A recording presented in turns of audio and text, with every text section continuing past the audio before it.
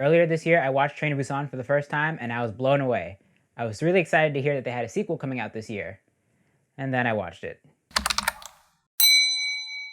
Peninsula was directed by Yong Song-ho and tells the story of a team who's hired to go to the zombie-infested Korean peninsula to retrieve a truck full of money. Like I said earlier, the first Train to Busan blew me away, and again, I was excited to see there was a sequel.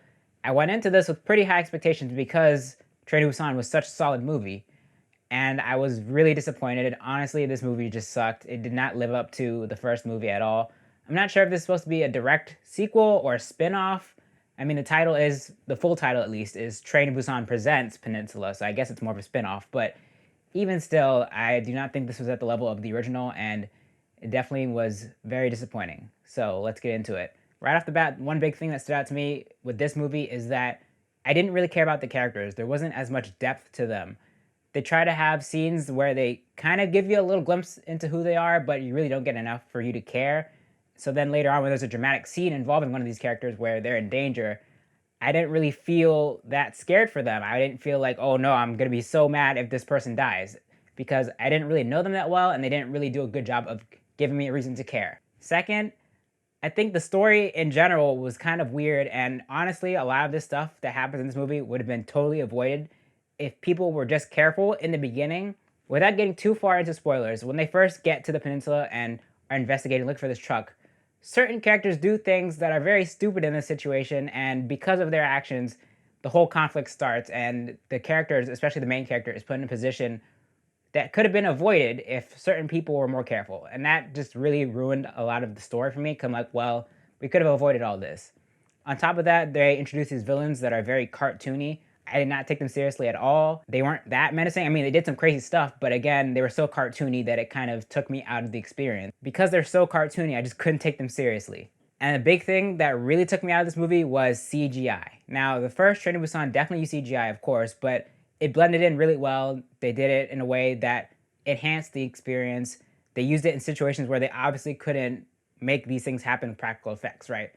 But this movie just used a ton of CGI, especially in car chases, which I normally wouldn't say is a place you would use CGI a lot. Now, of course, Fast and the Furious and other franchises like that do use CGI in their movies, but it's usually just to fill in gaps of stuff where they either didn't want to do a stunt because it's too dangerous, or because it's physically impossible to do something that's happening on screen. But in this case, they used CGI for all of it. You might see them get into the car or the truck, and that part is real, but then once they start driving and chasing people around, it's all CGI. And on top of that, this CGI was not that great. It honestly looked more like a video game, like PS3 graphics, maybe PS4. I'd say PS3. It looked like a video game. The zombies also didn't look that great either. Now, the practical effects for those were about the same as they were in Train to Busan, but when you see the hordes of them, the big group, the big swarm of them, it just looks like a giant CGI blob. It looked like video game characters. So again, none of the tension, none of the suspense was really there because this didn't feel real. It took me out of the experience because I was looking at the screen like, that's not real, that's CGI. That's CGI. And not great CGI at that. Now, going back to the zombies, one thing I did notice that they kind of changed in this movie, which was really weird, is that although they still move slow in the dark and they still respond to sound, they also seem to defy gravity at some points. Like they just float up if they get knocked over. They kind of contort their body in a way that just makes them stand up if they were falling over. That was really weird and just didn't make sense to me. If they had established that in the first movie, then maybe I would have bought it, but here it just looked really weird and out of place. And lastly, I would have given this movie the benefit of the doubt, but then the third act happened. Again, there was a giant CGI car chase that just took me out of it because it didn't look real. The villains were so cartoony, I wasn't taking it seriously.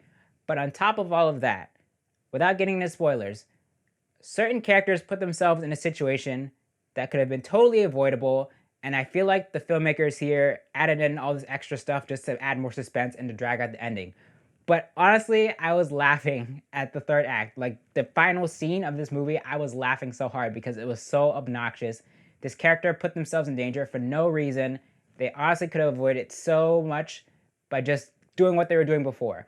They literally were almost done with their mission, and this character did something so stupid. And then the other characters were sitting there watching this person be so stupid, and they try to play it off like this big dramatic moment. They had dramatic music. It was in slow-mo.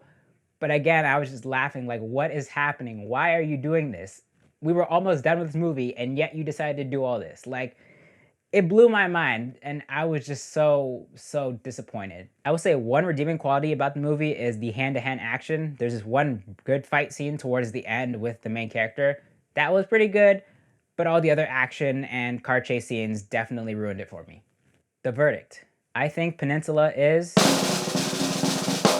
weak sauce. Yuck! Like I said, this movie was a big disappointment. It was definitely one of the ones I was looking forward to this year, and it definitely did not live up to the original Train to Busan. The CGI was not great. The characters had no depth. The stakes weren't that high. The villains were cartoony. I just wasn't feeling this one. So I would not recommend watching this one unless you want to have a good laugh, but otherwise, I think you could pretty much skip this one. So have you seen Peninsula? What did you think about it? How do you think it compared to the original Train to Busan? Let me know down in the comments. Also, don't forget to like this video, share it, and subscribe. Thank you for watching.